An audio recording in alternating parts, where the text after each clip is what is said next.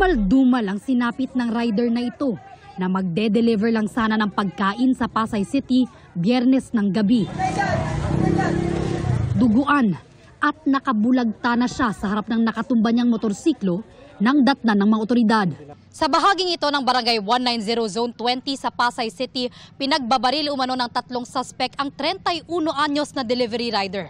Matapos ang krimen, ang mga suspect tumakbo rito sa madilim na eskinita para tumakas. Nakatambay lang yung mga suspects doon sa sa corner ng street na yun. Kinuha nila yung cellphone, kaya lang naagaw din ng victim. So nung maagaw na ng biktima, doon na binaril na ng mga suspects natin.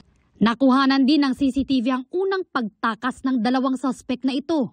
Maya-maya, binalikan din ng isa sa kanila ang kasamahan nilang nagsilbi umanong gunman. Tukoy na ng pulisya ang 2 sa 3 suspect na dati na raw nakulong.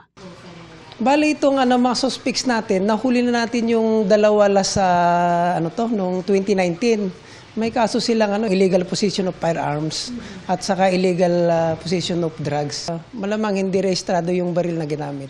Patuloy na tinutugis ng pulisya ang mga suspect na mahaharap sa reklamong robbery with homicide. Para sa GMA Integrated News, Bea Pinlac, nakatutok 24 oras.